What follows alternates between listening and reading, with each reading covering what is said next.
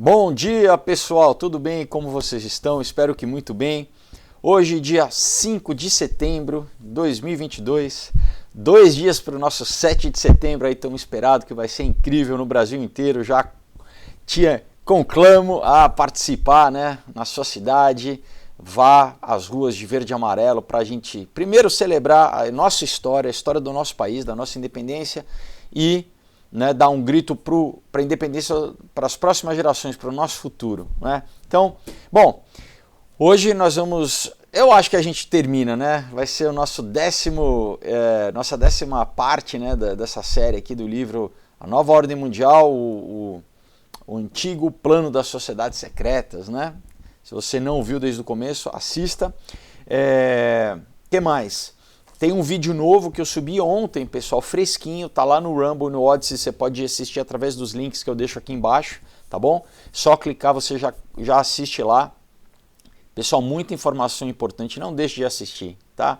Eu procuro me empenhar aqui para fazer pesquisar, selecionar as matérias, as notícias, para dar para vocês aí um resumão, né, de tudo que está acontecendo e daquilo que vai acontecer também, então assista lá. O que mais? Obviamente vou lembrar vocês dos meus quadrinhos, tá? Dos meus filmes em forma de papel, como já chamaram. Então todos os roteiros de cinema que eu mesmo escrevi e transformei em quadrinhos adultos com a ajuda de grandes artistas, tá? Pessoal que trabalha para a Marvel, para a DC, para o mercado europeu. Então, gente muito talentosa, então assim, realmente um material de primeira qualidade, tá? Acabamento, todos com mais de 100 páginas e principalmente o conteúdo, né, pessoal? As histórias onde eu esclareço muito, deixo bem claro tudo que eu falo aqui no canal, de quem que manda no mundo, qual que é essa estrutura de poder, inclusive da parte espiritual também, né? De parte tecnológica, de ciência e, claro, histórias também inspiracionais, né? Onde a gente aborda temas como a falsa religião, como droga, sexo, narcotráfico, mas também valores, né, como a masculinidade de verdade, né, o sacrifício que o herói tem que fazer. Então, material, pessoal, modéstia à parte, de primeira, quem lê, gosta demais, que você pode adquirir diretamente comigo, não é pela Amazon. Então, como você faz? É mandando uma mensagem através dos links que eu também deixo aqui embaixo na caixa, tá? Então, pode ser o Instagram, pode ser a página do Aurora HQ no Facebook, ou da forma mais fácil é mandar um e-mail que eu deixo aqui embaixo, tá? E assim vocês recebem com uma dedicatória, qualquer estado, outros países também, chega direitinho. Então entre em contato, vai ser um prazer falar com vocês. E para encerrar esse primeiro momento aqui, lembrar que eu sou candidato a deputado federal por São Paulo, né? Meu número é 2234, facinho, 2234, né? 2234.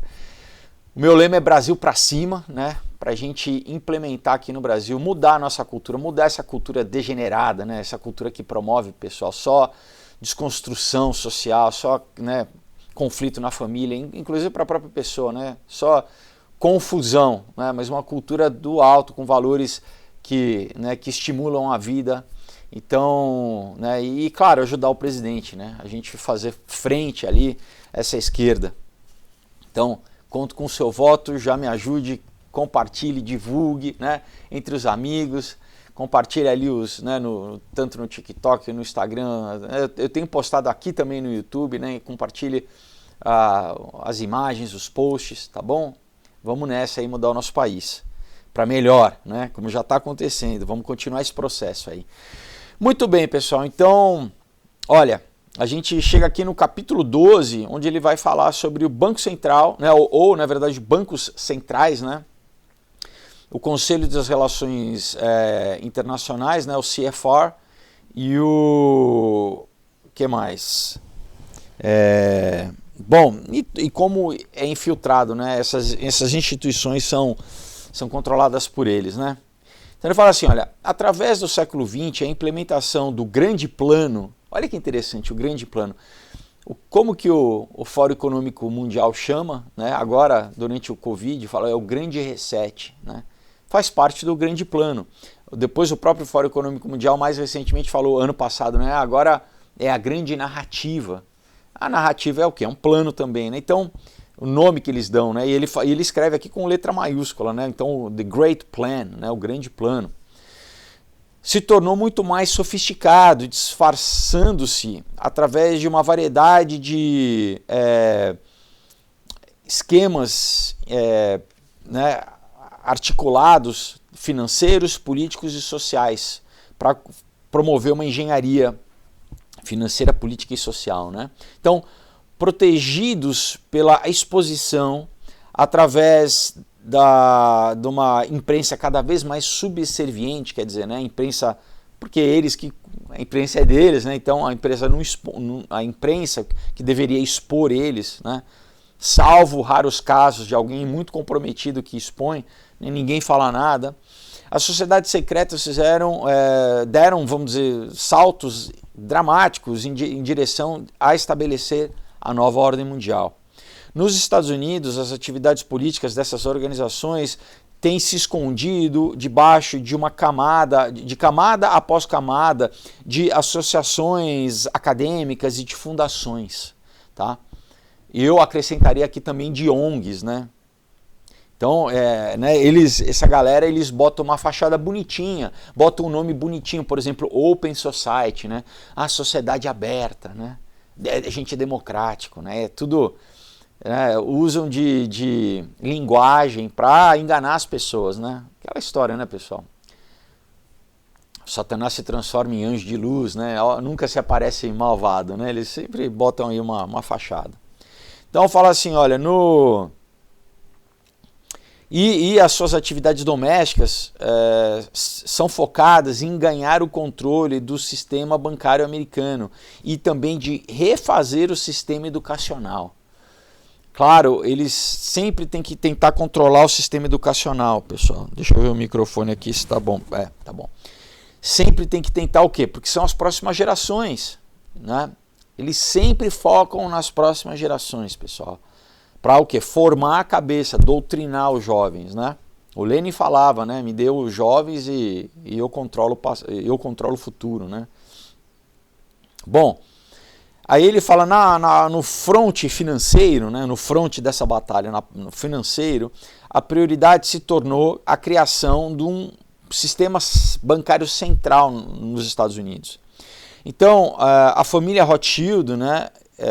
Ela aprendeu centenas de anos antes na Europa que assim que você controla o crédito de uma nação, você controla a sua economia. Né? Se você controla quem que empresta dinheiro, né?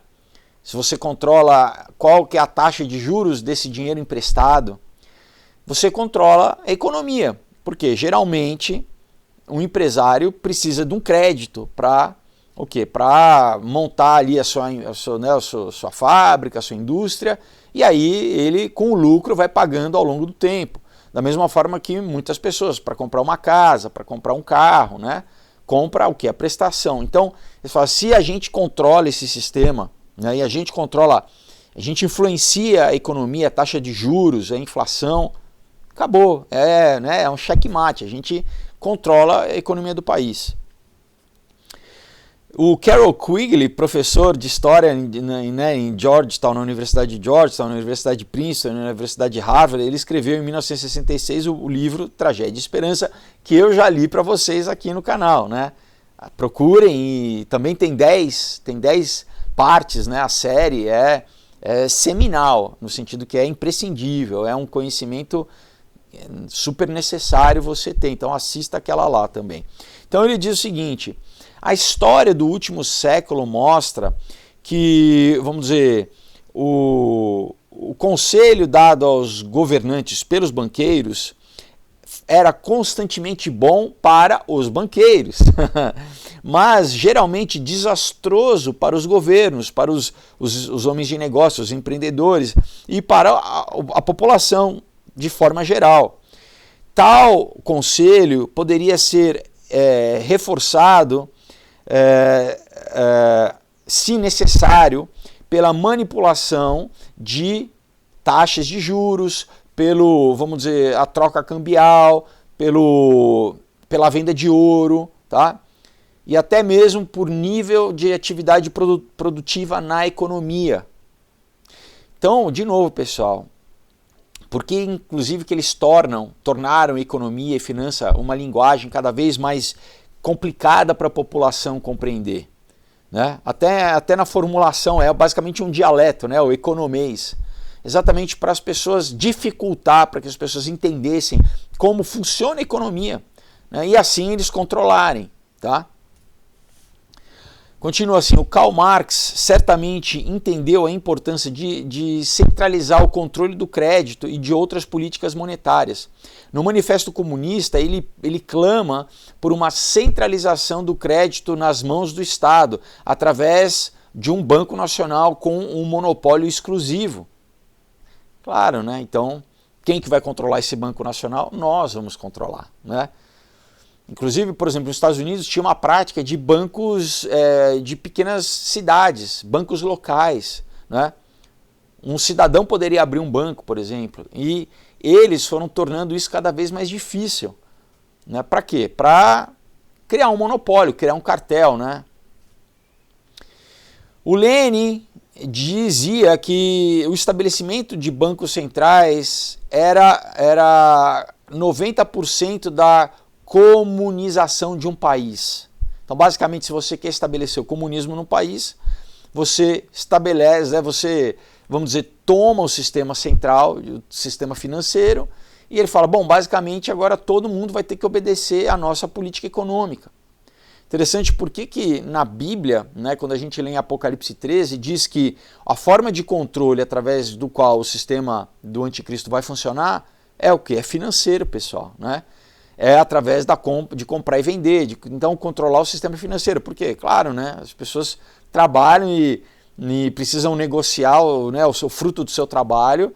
Então, se eu vendo mamão, eu não como só mamão, né? Eu tenho que, né, comercializar o mamão que eu produzo para tudo, roupa, né, outros alimentos, enfim. Então, isso é feito como? Antigamente era escambo, né? Mas foi estabelecida uma moeda que é um símbolo, né? Antigamente era ouro, tinha um valor, ou prata, né? Ou um metal precioso. Aí o próprio metal tinha valor em si. Agora é papel, é símbolo, pessoal. Papel não tem valor nenhum. É o valor, o quê? Combinado a respeito daquele símbolo, né? De uma folha de papel, de um pedaço de papel. É o que a gente combina. Por isso que é o tal do crédito. O crédito vem de crer, a raiz é a mesma, pessoal, tá? Então, é o quê? É um acordo de confiança, basicamente. Olha, eu acredito que esse pedaço de papel tem um valor e você também acredita que esse pedaço de papel tem um valor. E a gente, né, faz de mútuo acordo que, né, esse papel aqui representa um certo valor. Então, eu posso chegar para você e falar assim, olha, eu vou comprar, né, o teu carro e eu te dou papel, né? E você concorda, fala, tudo bem, eu acredito que a gente combinou que esse papel aqui representa um valor. Mas é baseado no quê, pessoal? É baseado em crença, tá? É baseado na gente acreditar que isso funciona, porque de um dia para o outro, eles podem falar assim, não, isso aqui não tem mais valor nenhum e o papel deixa de ter valor, né? Não é por isso que eles desafixaram, né, do ouro, porque antes, né, não tinha como, o ouro em si já valia, né? Então se eu tinha, sei lá, 10 moedas de ouro, não tinha como falar de um dia para a noite e falar assim, ó, isso aqui já não tem mais valor nenhum, né? Apesar que, mesmo assim, no Apocalipse, né, no livro de Apocalipse na Bíblia, a gente lê que vai chegar um momento que nem ouro vai valer nada, pessoal, né? Vai estar, durante a tribulação, vai ser um momento tão catastrófico na história humana que ouro, prata, metal precioso não vai ter valor nenhum. As pessoas vão jogar fora, tá? Vamos voltar aqui. Então, esses bancos centrais atualmente tinham a propriedade, na verdade, desculpa, esses bancos centrais, na verdade, são propriedade de corporações privadas, né? Então, o Fed nos Estados Unidos, né, o Federal Reserve, ele não é do governo americano, ele é de quem? Desses banqueiros, tá? Olha só, pessoal, o problema. O problema, inclusive, por exemplo, na Rússia, foi que a família Rothschild, né, eles queriam estabelecer um banco central lá, e o Pedro Grande, lá, o czar na época, proibiu, falou, não, vocês não vão controlar a economia do nosso país aqui, a gente que vai, nós que emitimos nota bancária, nós que, né, controlamos a economia. E diz a lenda que aí o Nathan Rothschild jurou né, tomar a Rússia e matar toda a linhagem Romanov, né? E foi o que aconteceu na Revolução de 1917. Continua aqui, então, fala assim, olha, o Banco da Inglaterra, o Banco da França, o Banco da Alemanha não são propriedade dos seus respectivos governos, como quase todo mundo imagina, mas são monopólios de propriedade privada, né, dados pelos chefes de Estado, né, geralmente em troca do quê? De empréstimos. Tá? Então são esses banqueiros que, em troca deles darem, né, injetarem dinheiro na economia local do país, né, os chefes de Estado falam assim, então tá, então vocês vão controlar o nosso Banco Central. Quem faz a política monetária aqui no nosso país vão ser vocês, desde que vocês injetem dinheiro na nossa economia, deem crédito pra gente, né? Então continua assim, com certeza, né, os banqueiros envolvidos em esquemas de nacionalização eram muito cientes, eles sabiam muito bem de que o poder que o Banco Central deu para eles, né, e vamos dizer, a revolta, né, o problema que isso iria acontecer se o público soubesse disso, né, se o público viesse a saber que, na verdade, basicamente eles estavam sendo vendidos, né, o país estava sendo vendido. Né. Então, por exemplo, o Reginald McKenna, que era o chanceler do Exchequer da Inglaterra entre 1915 e 1916, e também era o presidente do conselho, né, do Banco Midland na Inglaterra, ele disse aos acionistas do banco em janeiro de 1924, presta atenção, eu vou ler aqui, entre aspas, eu tenho medo que o cidadão comum não irá gostar de saber, né, o que os banqueiros podem e criam dinheiro, né, que os banqueiros podem criar, que na verdade eles criam dinheiro. E que são eles que controlam o crédito da nação, né, e a política, e controlam diretamente a política dos governos, e têm nas suas mãos o destino da população, tá? Então, olha só, pessoal, era um cara que era basicamente o presidente de 2 bancos na Inglaterra falando isso há mais de 100 anos atrás, né? 1915 e tal, que é pouco tempo, em escala temporal é pouco tempo, tá? Eu já estava falando que, olha, eu tenho medo que a população vai achar, né? E o que a gente viu agora recentemente, por exemplo, na China, pessoal, que é, né, um banco ali central do Estado, né? As pessoas tentando sacar o dinheiro e não conseguindo, né? Imagina isso. Bom, então, diferentemente das nações europeias, os Estados Unidos vigorosamente resistiu às pressões para que fosse instituído um sistema bancário central. A nação foi fundada por milhares de bancos independentes, completamente independentes e locais, das comunidades locais, né? É o que eu acabei de falar para vocês. Que, vamos dizer, prezavam por sua autonomia, né? Então era isso, era de repente um pequeno fazendeiro ali que numa cidadezinha ele né, acabou, os outros fazendeiros de repente, não, você guarda, a gente confia em você, entendeu? E aí criava um pequeno banco local, o quê? Para as comunidades locais, para as famílias locais. Quando eu morei em Los Angeles, pessoal, né, no final dos anos de 2001 a 2003, lá mesmo na Califórnia ainda tinha pequenos bancos locais, que não eram as grandes redes, né? Era um banco quase que municipal, assim, tá? Mas de qualquer forma você tem o Fed que controla, né? Eles, você tem ali uma certa, vamos dizer, proteção do cidadão de estar mais próximo, mas de qualquer forma a economia é controlada pelo Fed, né? Hoje, né? Naquela mesma há 20 anos atrás, né? Então, assim, ele fala assim, olha, através de ganhar controle sobre esses banqueiros independentes, né, isso foi um trabalho difícil, mas a partir do momento que foi, vamos dizer, executado, né, isso deveria ser feito se qualquer pessoa, qualquer grupo quisesse controlar a economia dos Estados Unidos, né, controlar, vamos dizer, esses pequenos bancos locais. Então, em 1791,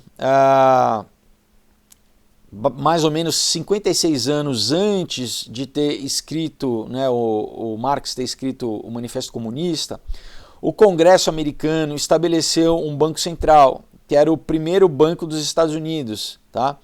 E deu a esse banco vamos dizer, uma licença de 20 anos para operar, tá?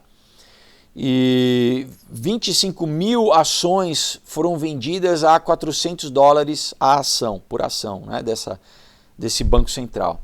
O governo federal ele tinha a propriedade de somente 20% dessas ações, né? Então, indivíduos privados, eles, né, da sociedade, eles tinham o resto das ações. Então, presta atenção, era um banco central, mas na verdade o governo só tinha 20%. Os outros 80% eram de quem? De cidadãos comuns, né? Mas, né, os interesses da família Rothschild, eles compraram tantas ações, né, de uma forma tão substancial que era dito na época que eles eram o poder do velho banco nos Estados Unidos. Então, olha o perigo, né? A família Rothschild, sabendo disso, foi através de, vamos dizer, testas de ferros, laranjas, né? E comprou a maior parte das ações. Então os caras acabaram ficando, né, os acionistas majoritários e tendo o controle do Banco Central. Aí, olha só, daí interessante, né, que o George Washington e o Alexander Hamilton, eles apoiaram o Banco dos Estados Unidos, mas o Thomas Jefferson se opôs à implementação desse Banco dos Estados Unidos, né? Essa licença do banco não foi renovada em 1811 porque os bancos do Estado, né, os bancos de cada Estado, se opuseram a um controle central. Mas em 1816 o Congresso ele deu uma nova licença para o Banco dos Estados Unidos. 16 anos depois, em 1832, o presidente Andrew Jackson ele acabou com o Banco dos Estados Unidos através de um veto para que não fosse possível nenhuma renovação, né, dessa licença. No ano seguinte, ele retirou completamente, né, os fundos desse banco, dizendo, entre aspas, vocês são um covil de ladrões, de víboras. Eu quero, vamos dizer, arrancar completamente né, essa raiz assim, e pelo Deus eterno eu irei arrancar essa, vamos dizer, desarraigar, né? Vou arrancar as raízes, vou matar esse projeto, né? E ele disse, né? Ele dizia que o banco era uma forma de poder financeiro e que esse monopólio era dos ricos e poderosos que eles usavam exclusivamente em sua vantagem, né? E ele completou, né? Disse mais o seguinte: muitos dos nossos homens ricos têm, vamos dizer, buscado se tornar mais ricos através de atos do Congresso. Na tentativa de gratificar os seus desejos, eles têm, vamos dizer, controlado juros após juros, né? Juros sobre juros, e têm, vamos dizer, dirigido homens contra homens, né? De uma forma temerosa que ameaça as próprias fundações da nossa nação. Claro, né? Porque o quê? Esses caras controlavam a economia, então setor contra setor da economia, né? Tudo para lucro. De novo, eles sempre lucram na crise, né? Então, a gente precisa fazer ali um setor quebrar para o quê? Para a gente, por exemplo, se essa ação está na alta, a gente já sabe que a gente vai fazer com que essa ação caia, então a gente vende antes de todo mundo, né? A gente provoca a queda dessa ação. Quando cai, e independente das pessoas que vão perder dinheiro, né? Quando está lá embaixo, a gente vai e compra de novo na baixa. Então é isso, pessoal, é tudo... Eles têm informação privilegiada, porque eles que, na verdade, provocam as crises e eles manipulam a economia. Então, né, o presidente estava falando, não, a gente vai combater isso. O presidente Jackson, ele abertamente acusou o banco de, vamos dizer, se meter, né, em políticas através de dar empréstimos para congressistas, para que esses influenciassem a legislação. Será que tem alguma semelhança com o que acontece aqui no Brasil? Basicamente eram o quê? Lobistas, né, pessoal? Lobistas. Então chegava no congressista que faz as leis e falava assim, olha, né, ajuda a gente aqui, e subornavam. Basicamente é isso, pessoal, suborno, né?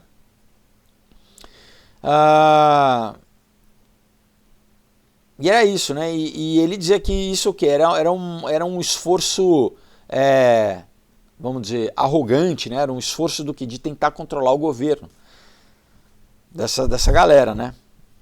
Aí a gente vai, aí ele fala aqui já do, olha, ele fala assim, olha, muitas fontes acreditam que eles financiaram com que o Sul, aí ele vai falar da Guerra Civil Americana, né? Da guerra dos sulistas contra os nortistas, né? Então eram os confederados do Sul. Então ele fala assim, muitas fontes acreditam que o Sul, né, americano foi financiado, né,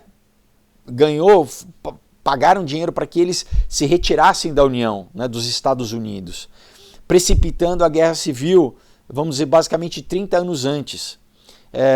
Foi sugerido que a morte do Lincoln foi o resultado direto dele ter recusado aceitar a oferta dos Rothschild, né, de ajudar a financiar o norte durante a guerra, né, da mesma forma como que eles estavam fazendo no sul.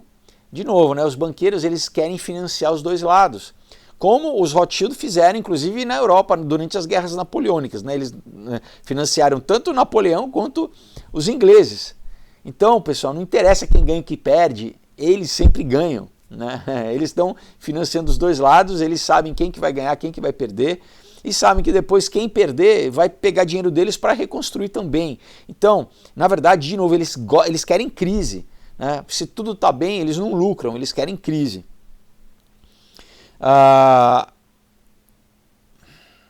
Então, uma fonte até diz que os Rothschild operaram através de uma figura chamada Judah P. Benjamin, que era um agente sulista durante a Guerra Civil.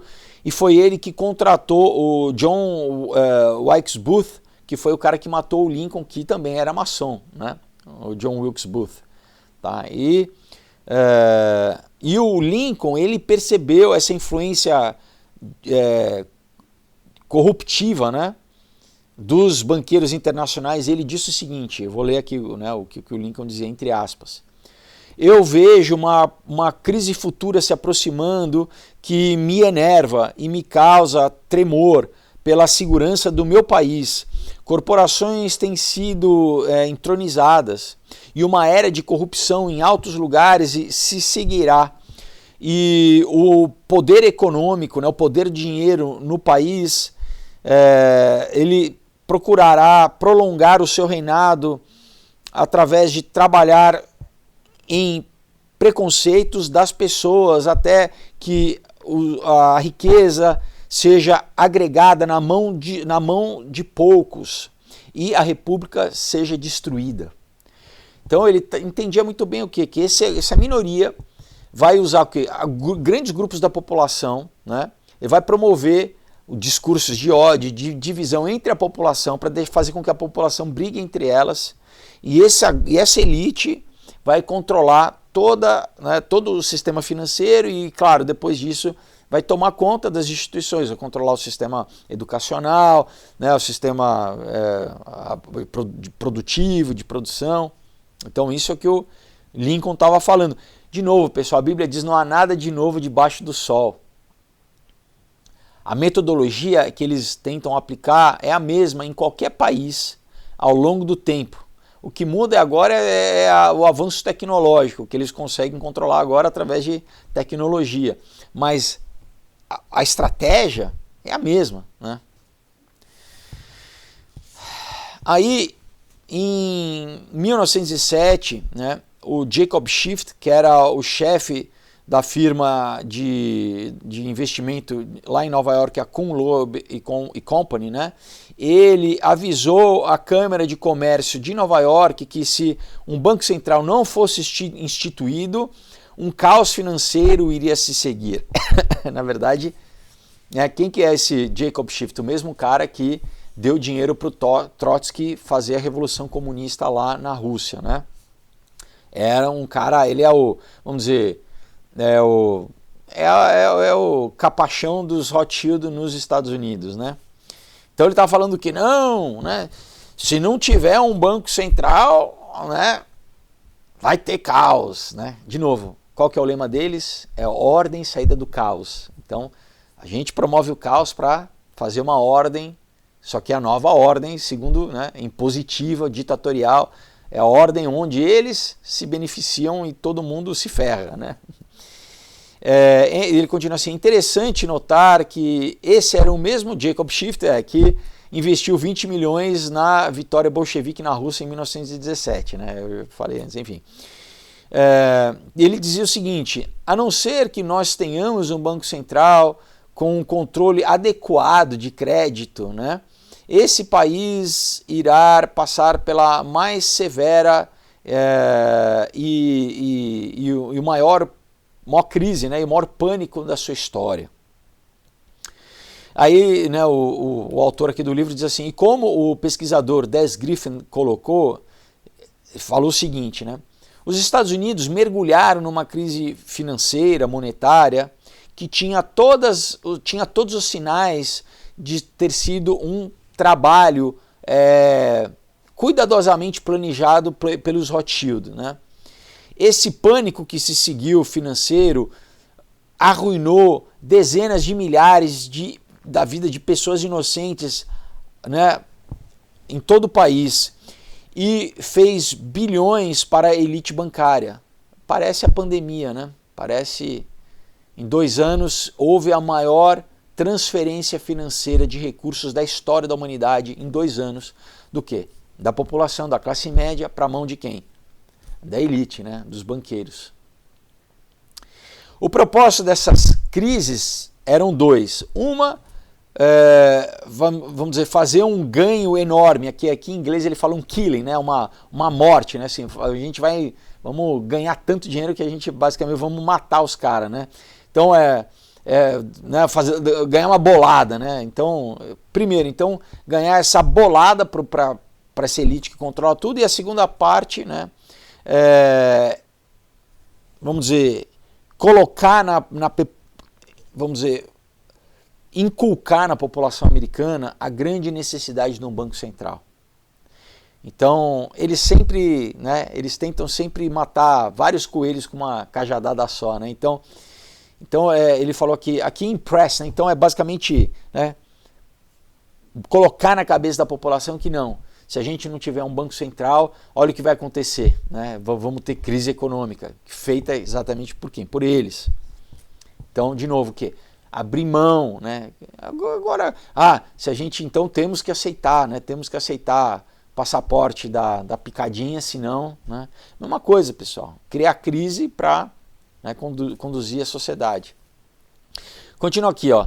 Experts foram enviados para a América da Europa, né, para ajudar nesse esforço final de centralizar o sistema econômico nos Estados Unidos. Então, em 1907, o Paul Warburg foi enviado pela família Rothschild, né, de uma firma aliada deles na Alemanha, chamada a Casa de Warburg. Então, a família Warburg era também ligado aos... E o Paul Warburg foi para os Estados Unidos, e o irmão dele, pessoal, foi que controlou a polícia secreta alemã na Primeira Guerra Mundial, né? Então, o Warburg, nos Estados Unidos, ele se tornou sócio, né, do banco mais poderoso nos Estados Unidos na época, que era o Kuhn, Loeb e companhia, que era de quem? Do Jacob Schiff. E o Warburg, ele ganhou um salário astronômico, ele ganhava, né, de $500 mil por ano. Isso na época, pessoal, era uma fortuna, né? E aí ele fala assim, um dos irmãos do Paul, que era o Max Warburg, né, ele conduzia o banco da família lá em Frankfurt, aonde que nasceu o Illuminati? Em Frankfurt, né? E ele era o chefe da polícia secreta alemã durante a Primeira Guerra Mundial. Outro irmão deles, o Félix, se casou com a filha do Jacob Schiff. Tá? Tudo em família, pessoal. Como eu li para vocês durante o livro Tragédia de Esperança, né, o Carol Quigley, ele relata, deixa bem claro, né, como tem toda essa ligação. Outro livro que também deixa claro toda essa ligação é o Estabelecimento Anglo-Americano, que eu li também para vocês aqui, né? Tudo nepotismo, todas essas relações de família casando com família, eles entenderam como a nobreza fazia antigamente, né? A nobreza sempre fez isso ao longo da história. Eles entenderam e falaram assim, não, também a gente casa entre a gente, né, a gente controla aqui, fica tudo entre a gente. E aí assim, ó, uma comissão monetária nacional, né, estabelecida pelo Congresso americano, passou os 2 anos seguintes estudando o sistema do Banco Central na Europa. Então, de acordo com o pesquisador James Perloff, em 1910, né, houve um encontro secreto com o Paul Warburg e, vamos dizer, os altos representativos dos interesses da família também do Morgan e Rockefeller, né, do Jake P. Morgan e do Rockefeller, que eram do Chase Manhattan, né, enfim, tudo banqueiro. Esse encontro, né, foi feito num clube uma casa de campo, né, na ilha de Jekyll, tá, que fica na costa do estado da Geórgia. Isso foi secreto. E esse plano esse encontro foi o quê? Foi para formular o Banco Central Americano, chamado de Federal Reserve, né, a Reserva Federal. Então, olha só, pessoal, quem que estabeleceu o Federal Reserve? Foram agentes dos Rothschild, né, nos Estados Unidos, tá? E logo depois, né, o senador Nelson Aldrich, que estava junto com eles, introduziu uma lei chamada Aldrich no Congresso, tá? Mas isso acabou levantando, vamos dizer, suspeitas suficientes para impedir com que pela primeira vez passasse no Congresso, né? Então, a primeira vez que eles tentaram isso, o Congresso barrou. Mas em 1913 ela foi reintroduzida com um novo nome, chamado o Ato da Reserva Federal, the Federal Reserve Act, né? Então mudaram o nome, esperaram um pouquinho e daí, vamos tentar de novo aqui. E o ato foi, e o ato criou, né, um novo banco, vamos dizer, não é nem do Estado, mas sendo, né, propriedade privada desses banqueiros. E eles ganharam completo controle, né, sobre as taxas de juros e sobre o tamanho da impressão de dinheiro no país, né? Então eles tinham a exclusiva licença literal para imprimir dinheiro. Só eles podiam imprimir dinheiro nos Estados Unidos. Então, basicamente, você controla a economia, né? Você quer aumentar os juros, você imprime mais dinheiro. Você quer produzir, né, uma recessão, segura o dinheiro, né? Enfim, tinham as cordas, né, da marionete na mão ali.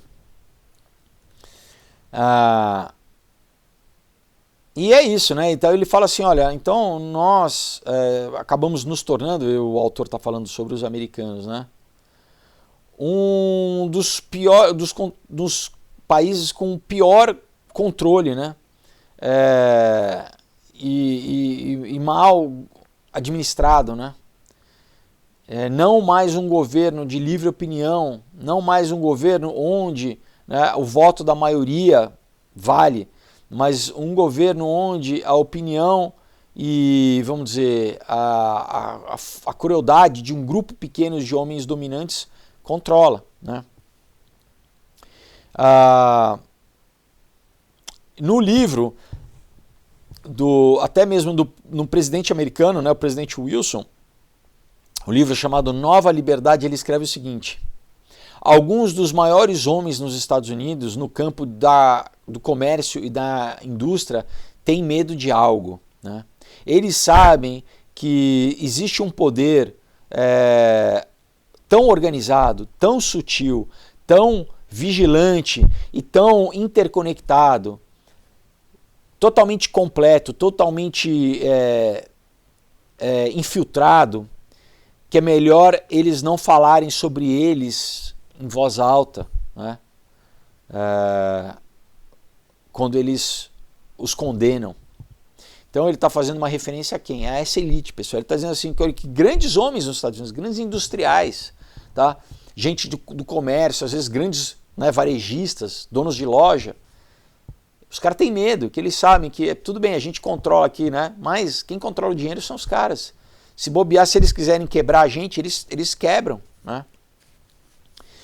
Aí em 1971, né, a revista New York Times, ela fez uma reportagem com o congressista Louis McFadden, que ele era o chefe do comitê, né, lá do Congresso sobre a economia, né, sobre os bancos, né?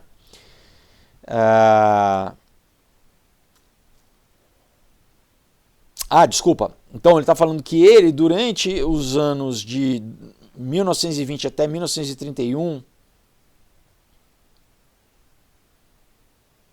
diz que a criação, né, do Federal Reserve, né, desse ato, fez com que houvesse um superestado controlado por banqueiros internacionais e industrialistas internacionais agindo em conjunto para escravizar o mundo segundo o seu próprio prazer. Então já era parte da agenda deles, né, pessoal, do quê? De controlar a economia mundial e, através disso, estabelecer... A gente nunca pode perder de vista que o objetivo final, pessoal, é estabelecer a nova ordem mundial, que vai ser o quê? Todos são luciféricos, né? A gente não pode esquecer isso, que é o reino do anticristo na Terra, tá?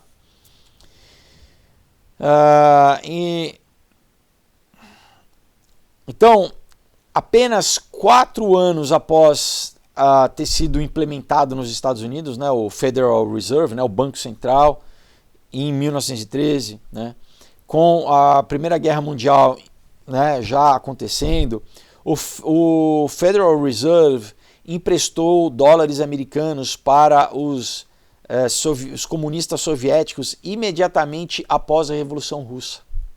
Aí você fala, peraí, não é estranho? Banqueiros americanos deram dinheiro para que a Revolução acontecesse e logo após a Revolução eles deram empréstimos, né? Aí não era mais o Jacob Schiff dando dinheiro para o Trotsky, né, individualmente, aí não. Aí é o Banco Central recentemente criado, basicamente dando dinheiro americano oficialmente para os comunistas. Aí você fala, peraí, né? Cadê a história? Cadê a briga da direita e esquerda? Então, de novo, pessoal, a gente não pode esquecer uma questão de valores conservadores contra, né, que basicamente são valores religiosos, né, contra aborto, contra, né, droga, contra tudo isso, com a questão de como eles manipulam, né, nações. Então, a gente tem que ter muito cuidado, porque isso é fácil das pessoas... então não tem direita e esquerda. Não tem no sentido de geopolítico, muitas vezes, né, quando eles estão infiltrados e tentam se infiltrar, né, para controlar os países. Agora, não quer dizer que exista, que a população, grande parte da população, seja de direita ou conservadora pelos seus valores, enquanto, de novo, e aí o que eles tentam fazer? Tentam exatamente arrebentar essas sociedades, né, doutrinar, ocupar as instituições para o quê? Para fazer com que essa população entre em declínio, né? Começa a fomentar rompimento familiar, tudo vício, droga, injetar droga na sociedade, né? Fazer essa engenharia social o quê? Para escravizar essa população, né? Fazer com que eles abram mão dos seus valores, que esses valores garantem o quê? Autonomia, né? Garantem que você não é o que? Escravo de vício, escravo. Então eles tentam dominar a população através dessa corrupção moral. Vamos continuar. Como nós vemos, né, uma injeção similar de dinheiro americano ocorreu menos de 30 anos depois, durante a Segunda Guerra Mundial. Tá? Então, em 15 de junho de 1933, o congressista McFadden, ele explicou ao Congresso que o Federal Reserve, junto com o banco dos Rockefeller, né, o Chase Bank, né, que iria logo depois se unir com o banco do Warburg, do Paul Warburg, que era o Manhattan Bank, para formar o Chase Manhattan Bank, né?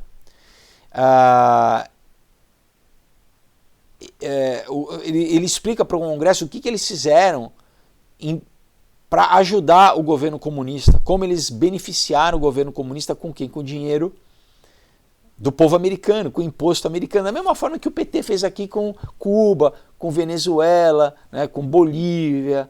Né? Pessoal, o mesmo esquema.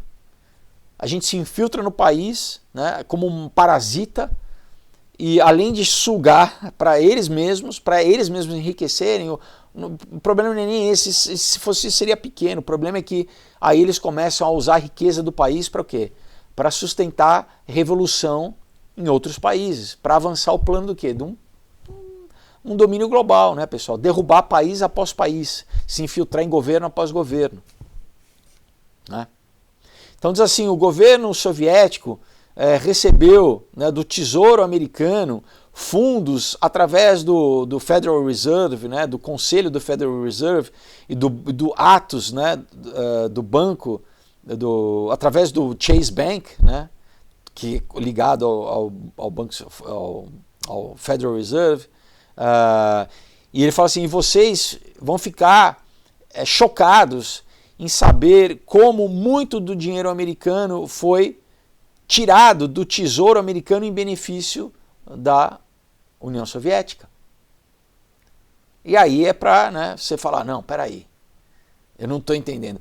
Como que eles se protegem disso? Eles criam toda essa narrativa, não, a gente está brigando, um briga com o outro, né? Quando, na verdade, eles estão avançando a agenda de um governo global. Precisa ter crise. Se não tivesse guerra, não teria a Liga das Nações. Cada país, né? Porque qual que é sempre o argumento deles? Não, vamos acabar com os exércitos. Se a gente tiver um governo global, não tem mais guerra, né? Então, primeiro, a gente faz guerra. Primeira Guerra Mundial, a Liga das Nações foi o suficiente? Ainda não. A gente precisa avançar mais ainda, né? Faz a Segunda Guerra Mundial. Aí depois, acaba a Segunda Guerra Mundial, nasce o quê? Nações Unidas. Nasce o quê? Banco Mundial. Nasce o quê? FMI. Né? É um governo, pessoal, já é o protótipo das instituições para ter um governo global. Um Banco Mundial, né? Fundo Monetário Internacional. É basicamente um super banco, né? Em vez de agora você ter bancos centrais em cada país, a gente tem agora um super banco central para o mundo inteiro, para o planeta inteiro, né? E as Nações Unidas sendo esse governo, né, mundial, que no fundo, né, isso eu coloco bem claro aqui na trilogia do Ômega, né, mostro muito, tanto na Aurora, no Caos e no Ômega, deixo bem claro tudo isso aí, né? Bom, então, mais ou menos na mesma época, né, o Chase Bank ele começou a vender títulos dos bolcheviques nos Estados Unidos, pessoal. Você já ouviu algum professor teu de faculdade falar isso? Você já ouviu alguém na Globo News falando isso? Tá? Então, o Chase Bank vendia títulos dos bolcheviques nos Estados Unidos. Você fala, peraí, um banco americano vendendo nos Estados Unidos títulos dos bolcheviques? Né? E aí ele continua, mas isso, enfim, revoltou o público americano, obviamente, né, claro. E daí organizações patriotas, né, eles denunciaram o banco Chase como sendo uma fachada internacional. E o Chase foi chamado de uma desgraça para a América, o que na verdade é, né?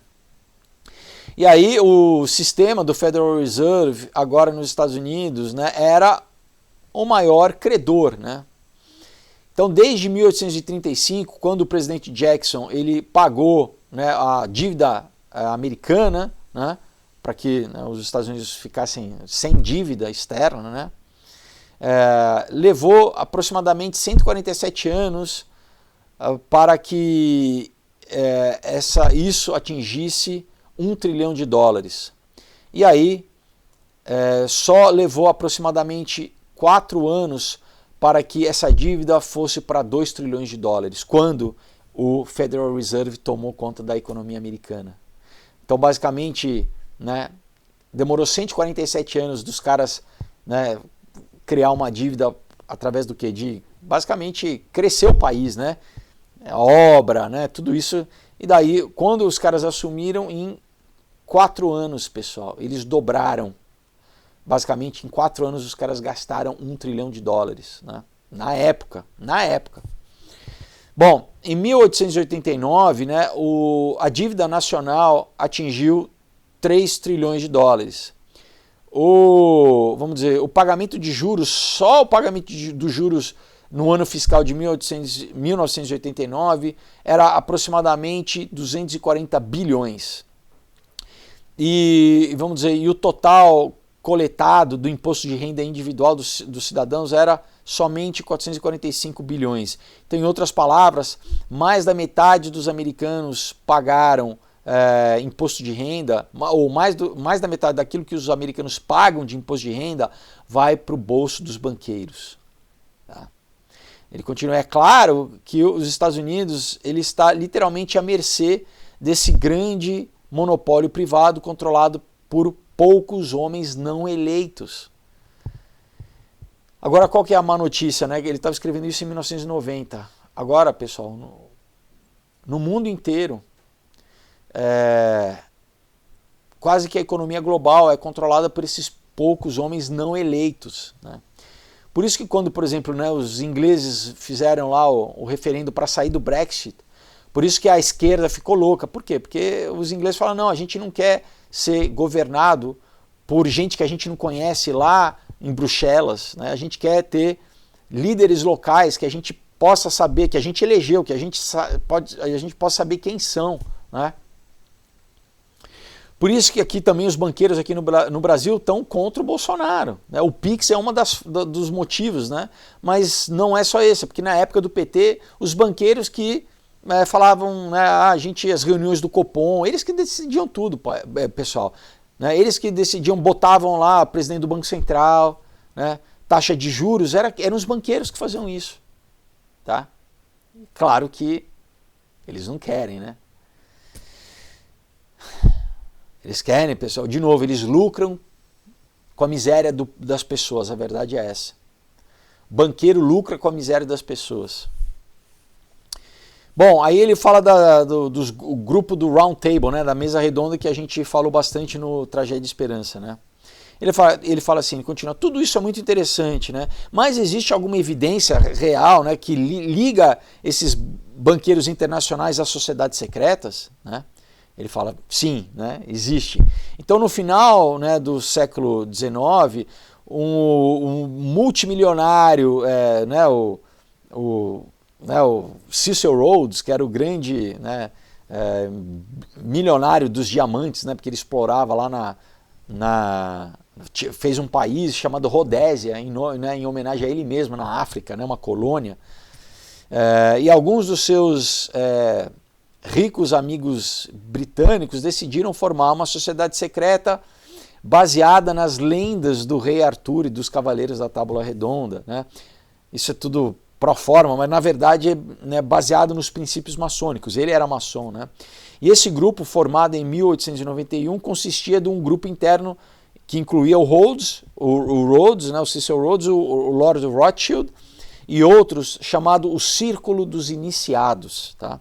E, né, tinha um círculo mais exterior, né, que foi conhecido como a mesa redonda. Então, né, você tinha esse grupinho interno. Bom, eu já expliquei bastante, quem, né, acompanha o canal, isso a gente falou em detalhes no livro Tragédia de Esperança, né? Ele fala aqui, então, Quais eram, vamos dizer, os princípios fundamentais essa extremamente poderosa nova sociedade secreta? Então, o Cecil Rhodes, ele imitou o seu mentor, que era o John Ruskin, né? O seu professor ali na Universidade de Oxford. E o Ruskin, ele era um seguidor das filosofias do Platão, né? Ele lia Platão diariamente. Claro que o Marx, o Engels, o Proudhon e o Saint-Simon também beberam da mesma fonte, né? Portanto, né, é completamente paralelo os escritos do Ruskin, do Marx e todos os outros discípulos do Platão. E aí o Platão, o que ele queria? Ele queria uma classe dominante com um exército poderoso para manter o poder e deixar a sociedade completamente subordinada a essa autoridade monolítica dos dominantes, né? O Platão também ele advogava, né, no sentido de ele propunha usar qualquer força necessária para completamente expurgar qualquer governo existente ou sociedade ou estrutura social, né, para que esses novos governantes pudessem começar com, vamos dizer, uma tela, um papel em branco, né? É basicamente o quê? O Build Back Better. Então assim, não, a gente domina, a gente acaba com qualquer governo, a gente arrebenta a sociedade, né? E aí a gente estabelece o nosso novo governo, tá? Sempre vendo o quê? Uma utopia, né? Sempre vendo, era o que no livro do Platão, principalmente a República, né? Então, os príncipes filósofos, né? Na verdade, como, né, ele sempre era a favor da tirania, né? Então, o ideal da sociedade, segundo Platão, era a eliminação do casamento e da família, tá? Da forma com que todas as mulheres pertencessem a todos os homens e vice-versa. As crianças seriam tomadas pelo Estado e seriam criadas de forma anônima. Não iriam saber quem é pai e quem é mãe. Ele envisionava uma sociedade construída em três classes.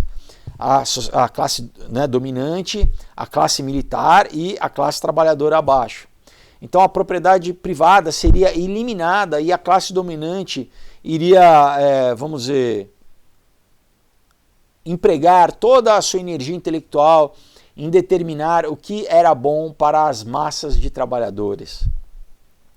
Quando o Cecil Rhodes morreu em 1902, ele deixou muito da sua fortuna, né, para a Rhodes Foundation, né, a Scholarship, a Fundação Rhodes, né, um programa que ele estabeleceu para o quê? Para trazer estudantes estrangeiros para Oxford, na Inglaterra, e ensinar a eles esses conceitos de classe dominante.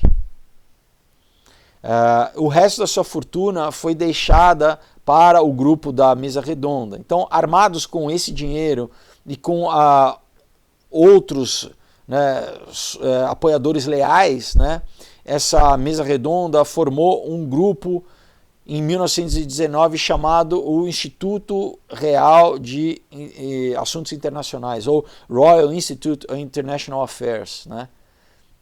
Que inclusive eles que criaram a cadeira de Relações Internacionais. Então, em qualquer faculdade que você for, universidade que você, eu vou estudar em Relações Internacionais, começou com essa galera aqui. E isso como um programa ambicioso de uma expansão internacional, tá? Por quê? Porque o objetivo deles é, novamente, a gente forma esses jovens, a gente identifica os talentos e a gente, né, vai doutrinar esses jovens e a gente vai enviar esses jovens, basicamente igual missionários, para vários países e colocar eles em posição de poder na indústria ou até mesmo em governos locais, mas eles todos obedecendo a nós, tá?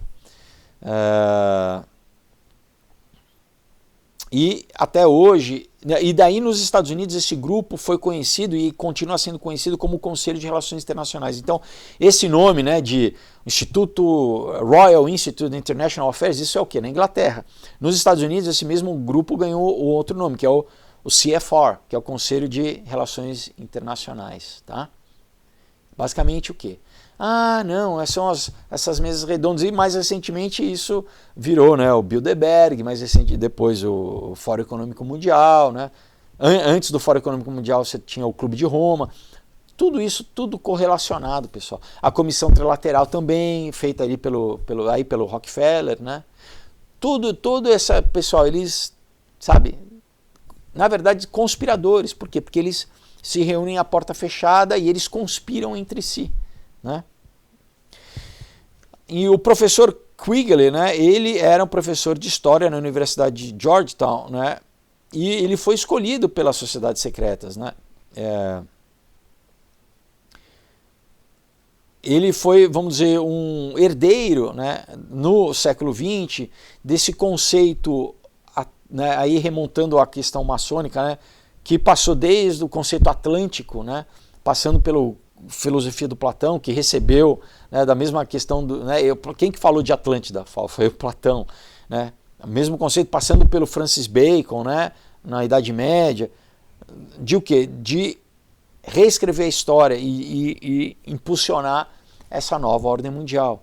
Então, pessoal, é o mesmo pensamento que, se a gente vê biblicamente, né, o mundo pré-diluviano era o mundo, né, onde Noé vivia, né, onde Deus julgou aquele mundo, tá? Então, a nova ordem é restabelecer esse governo que eles tinham antes do dilúvio, e que logo após o dilúvio eles tentaram restabelecer o quê? Na Torre de Babel, como Nimrod sendo um protótipo do anticristo, né? Que queria, né, invadir o céu, né, e destronar Deus. Então, os padrões, pessoal, se repetem, não é, né? E o padrão que a gente está dirigindo, né, que é essa mesma história, né, é uma nova Torre de Babel, é um novo governo global, né, uma nova unificação, né, do homem querendo se rebelar contra Deus. É isso que eles buscam. Aí ele vai falar aqui, olha, que quando você teve no macartismo, né, nos Estados Unidos durante os anos 50, que foi contra a influência soviética nos Estados Unidos, né, a gente lembrando que, de novo, né, quem que deu a tecnologia nuclear para os russos foram os americanos, né? Para o quê? Porque precisava ter essa dicotomia da Guerra Fria. Eles trabalham, né, sempre no hegelianismo, né? Tese, antitese, síntese, né? Então precisava ter a Guerra Fria, né? Os dois, a polarização, os dois lados, né? Então, né, quando estava tendo como se fosse uma CPI, né, lá nos Estados Unidos, né, as audições do McCarthy, isso fez com que em 1953 um comitê especial de investigação vamos dizer, de fundações que eram isentas de impostos acontecesse. Então, encabeçado pelo congressista lá do Tennessee chamado Carol Reese, esse grupo fez algumas descobertas chocantes a respeito das conexões entre os comunistas e essas fundações americanas isentas de impostos. Fundações como a Fundação Rockefeller, né? Como aqui no Brasil, tem várias fundações aqui. A Fundação Rockefeller está presente, a Fundação Ford, enfim, né? Então, apesar deles terem quase que não... Apesar dessas revelações quase não terem sido, vamos dizer, expostas pela mídia americana, porque, de novo, na época a mídia já era controlada por esses caras, como até hoje é controlada em grande parte, como aqui no Brasil também, né? Então a mídia sempre está a favor deles, né? E aí o Quigley, ele explica que logo ficou claro que pessoas de imensa riqueza iriam estar insatisfeitas se investigações fossem muito a fundo, né? E que, vamos dizer, os jornais mais respeitados do país, que eram aliados próximos desses homens de riqueza, né, eles o quê? Não ficaram, vamos dizer, animados com as revelações desse comitê de investigação, e o que? Que eles, né, deixaram a opinião pública sem saber, né? Vamos dizer, não avisaram a população, né? Não cumpriram o seu papel, que deveria ser do quê? De noticiar isso, né?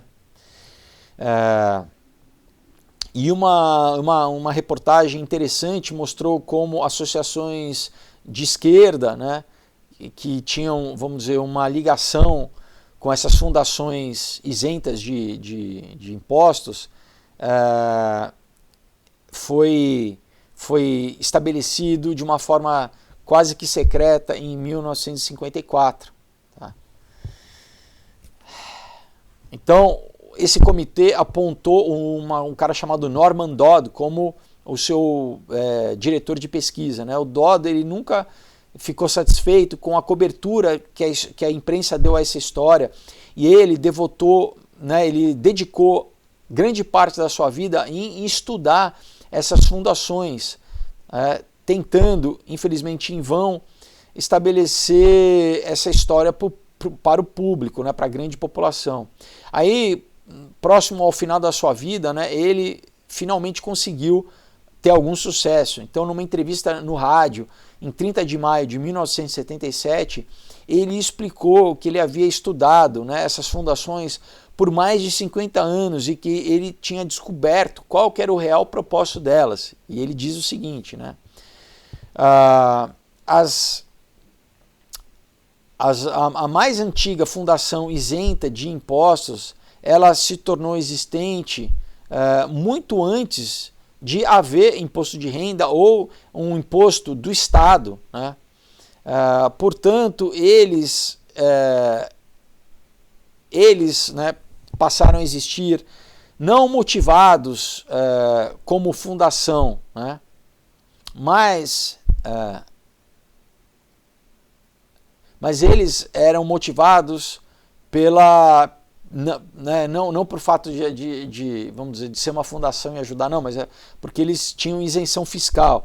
Essas fundações tinham um propósito que, na verdade, fala que não era relacionado ao incentivo, porque ele fala assim, elas foram criadas antes de ter sido criados impostos das quais elas são isentas, entendeu? Então o motivo real delas não é simplesmente isenção fiscal, apesar deles lucrarem com isso, mas o motivo principal é a engenharia social, como a gente, né, ganha esse status de fundação educacional, fundação, né, perante a população. Então, se a população vai falar, não, peraí, esses caras aqui, eles, na verdade, estão subvertendo o nosso governo, estão se filtrando no governo, estão, né? Porque primeiro eles têm que ganhar uma fachada do quê? De benfeitoria, né? Uma fachada benevolente, de altruístas, né? De fazer trabalho beneficente. Então, para eles, pessoal, não tem problema nenhum fazer um showzinho, né?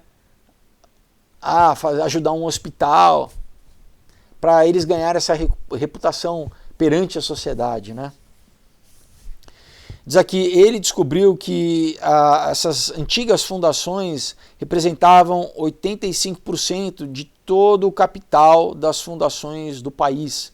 Essas fundações antigas, né? Formadas antes de ter imposto. Então, uma dessas fundações mais antigas é a Carnegie, né? Feita em 1908. Então, o Norman Dodd ele conseguiu examinar as minutas, né, das reuniões do conselho administrativo e encontrou que, que no primeiro ano, né, esses membros concentravam na discussão acadêmica de como, olha só pessoal, como seria mais efetivo alterar a vida da população.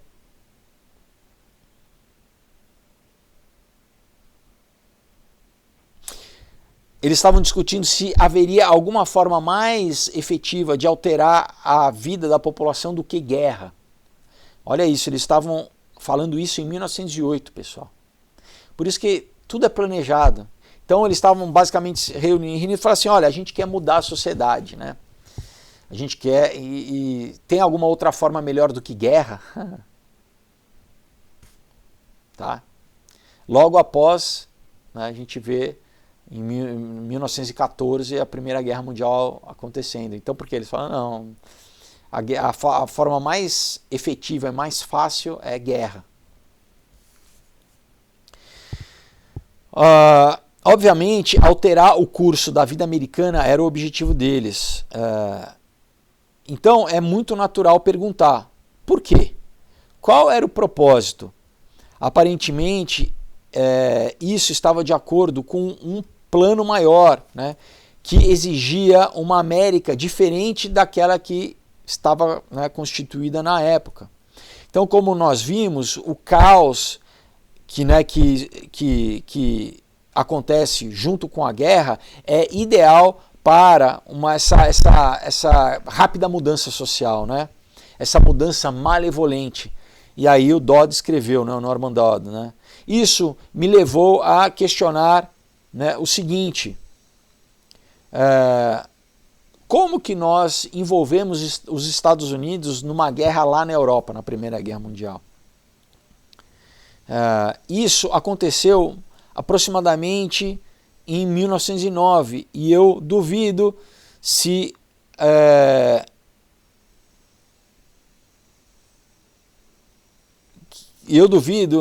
que houvesse naquela época qualquer pensamento na mente da população americana remotamente de se envolver na guerra. Então, e na verdade, pessoal, a população americana não queria, né? Eles tiveram que fazer uma operação, né? Uma bandeira, um false flag, né? Uma bandeira negra, né? Uma bandeira falsa, que foi o quê? Um navio que foi o Lusitânia, tiveram que, né, afundar um navio para fazer com que a população aceitasse lutar na guerra, porque ninguém queria lutar, mas para que a gente vai... Mesma coisa, por exemplo, se o governo brasileiro falasse agora, então a gente vai agora lutar na guerra da Ucrânia, né? Então os americanos falaram assim, não, a gente não quer mandar os nossos filhos irem morrer lá numa guerra que a gente não tem nada a ver, né? Mas eles sabiam que eles, através de fazer com que os Estados Unidos entrassem na guerra, eles iam promover diversas mudanças sociais nos Estados Unidos. Então, de acordo com o Dodd, né, os membros desse grupo do Carnegie concluíram que para que os Estados Unidos eles entrassem nessa guerra que viria, que aconteceria, né, isso faria com que eles tivessem controle, ganhassem controle da máquina diplomática do Departamento de Estado americano, né. E ele fala assim, olha, é interessante prestar atenção que os maçons, eles escreveram no próprio jornal deles, chamado A Nova Era, né, dizendo, né, que a causa da Primeira Guerra era uma ameaça secreta entre o Vaticano e a Sérvia na época, né? Então, quando um tratado foi chamado... Então, quando um tratado se tornou conhecido, o Gavrilo Princip, né, ele assassinou o herdeiro, né, católico do Império Austro-Húngaro, que era o arquiduque Franz Ferdinand, né?